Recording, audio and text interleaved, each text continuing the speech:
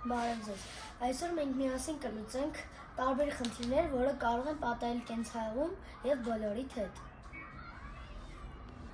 Ենթադրենք այսպիսի խնդիր։ Մայրիկը խնդրել է ձեզ, որ դուք չափեք սեղանի մակերեսը, որպեսզի նա գնի ճիշտ չափի սփռոց։ Ինչպես գիտեք, մակերեսը հաշվելու համար պետք է երկարությունը բազմապատկել լայնության հետ։ Չափումները կարող ենք իրականացնել այսպիսի չափերի զով։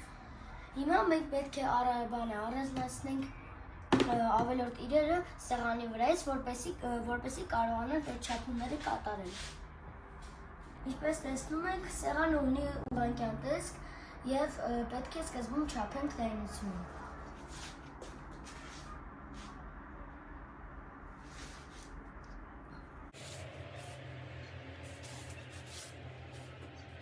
Ինչպես տեսակ, լայնությունը 80 սանտիմետր է։ Եկեք նշումներ կատարենք։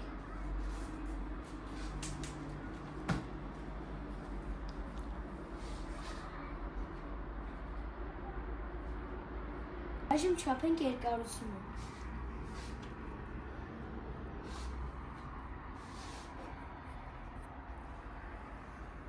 Երկարությունը 120 սանտիմետր է։ Այժմ մենք ունենք բոլոր տվյալները մակերեսը հաշվելու համար։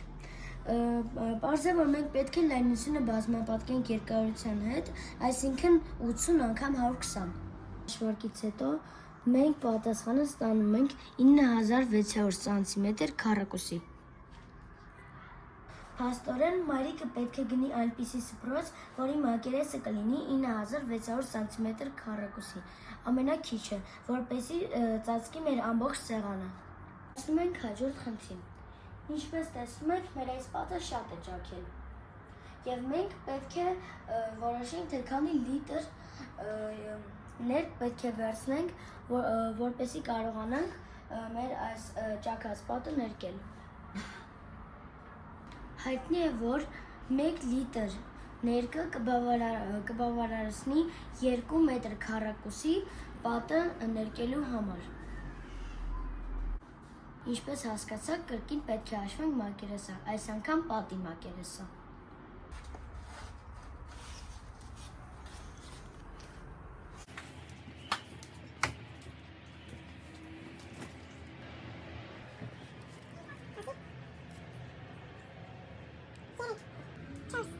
Իզի երկարությունը 150 սանտիմետր էր, նշանակում է, մենք պետք է 4-ը բազմապատկենք 150-ին, ստացվում է 600, նույնն է, որ 6 մետր, այսպիսով մեր պատի երկարությունը 6 մետր է։ Հայրիկս ասաց, որ լայնությունը չափելու կարիք չկա, քանի որ այն 3 մետր է։ Ստացվեց, որ մեր երկարությունը 6 մետր է, իսկ լայնությունը 3 մետր։ Այսինքն, մենք պետք է 3-ը բազմապատկենք 6-ով, որպեսզի իմանանք մեր մակերեսը։ 3 անգամ 6 կստացվի 18։ Նշանակում է, մեր մոտ մակերեսը կլինի 18 մետր քառակուսի։ Խնդիրը հեշտացավ։ Մենք արդեն գիտենք պատի մակերեսը եւ քանի որ մենք ամենասկզբում գիտենք, որ 1 լիտր կբավականացնի 2 մետր քառակուսին ներկելու համար, ուրեմն մենք մեր պատի մակերեսը կբաժանենք 2 մետր քառակուսու։ Ստացվի 9։ Պարզվեց, որ պետք է գնել 9 լիտր ներք։ Եվս մեկ խնդիր լուծված է։ Եվս մեկ խնդիր։ Մայրիկը վաղ գնալու է մոլ Դավիթի համար տաբատ գնելու համար, բայց այդ ժամին Դավիթը լինելու է դպրոցում։ Դրա համար մայրիկը պետք է իմանա Դավիթի փորի պարագիծը։ Հաշվի առնելով, որ Դավիթի փորը կլորիկ է,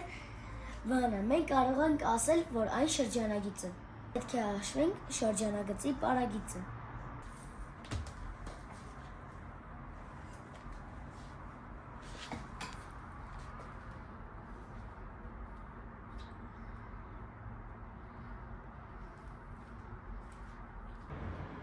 Ստացվում է 60 սանտիմետր։ Խնդիրը պետք է մենք ուզում ենք, որ այս դարակի վրա ավելացնենք շրջանակաձև լույսեր։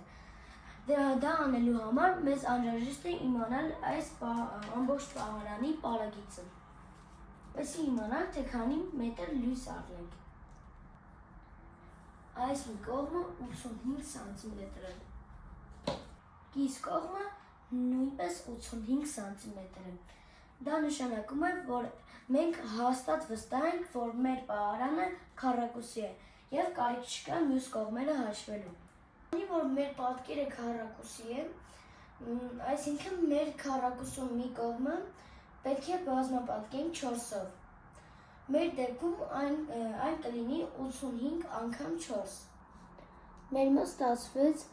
340 սանտիմետր պարագիծը, որն էլ կարող ենք ուրիշ ձև արտահայտել 3 մետր 40 սանտիմետր։ Պետք է գնել հենց այդքան լույս։ Ինձ տեսություն։